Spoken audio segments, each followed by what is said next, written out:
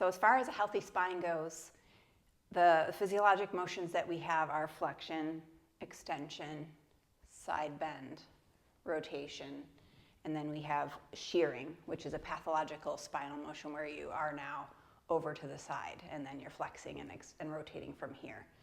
This, if you're stacked like this and you're moving, that's going to hurt your body. So you want to attain as neutral as you can. If you have scoliosis, do the best you can to lift yourself up out of your discs.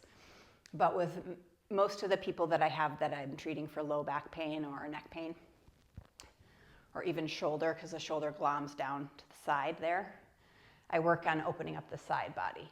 Most people are going to notice that they're limited in flexion or extension, but to open up flexion and extension, often it's the side body that you work with. So the two that I tend to give people for that, and what I would have you start with today, right? You can do child's pose,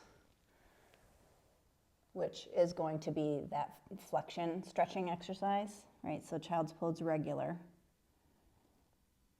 And then you can just walk your hands to the side a bit and still aim for your tailbone going straight back, which will get a little bit more of that quadratus lumbar fascia here. Same thing, almost any stretch I'm going to give you is going to be 6 breaths, but stay there as long as your body wants you to. So you inhale, and then you can also do a bit of a twist, right? So sitting back and looking to get some opening there through the ribs and breathe. So this one's really good for ribs and breathing. Opening up the thoracic spine also takes pressure off the cervical spine and the lumbar spine. Most people are overusing their neck and lumbar. So if you can open up a little bit of that thoracic rotation, 6 breaths.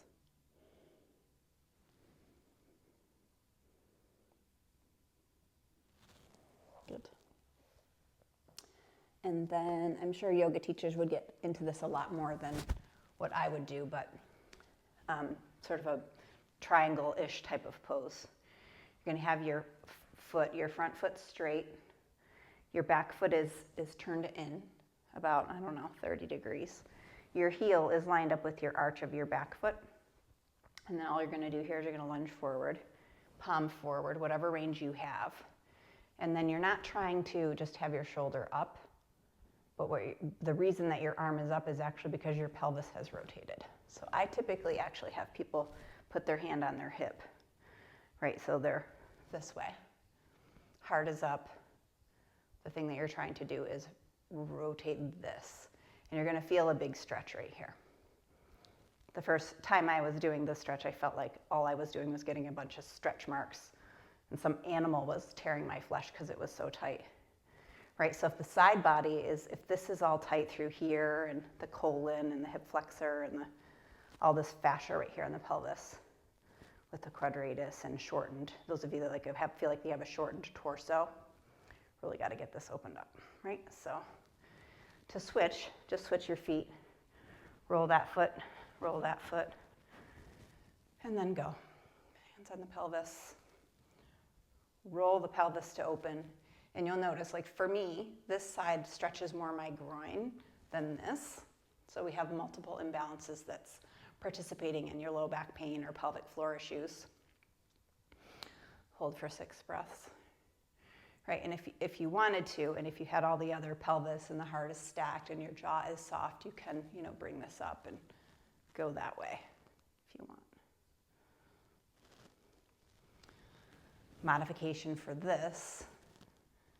In kneeling, you can shift your hips to the side and go over.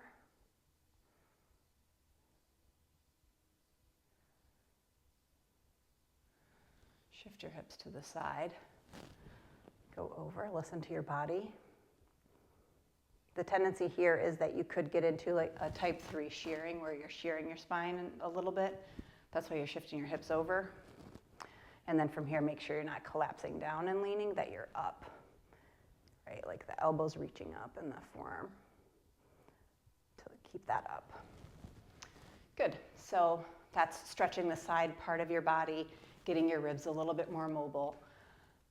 to then free up flexion extension and get your pain down.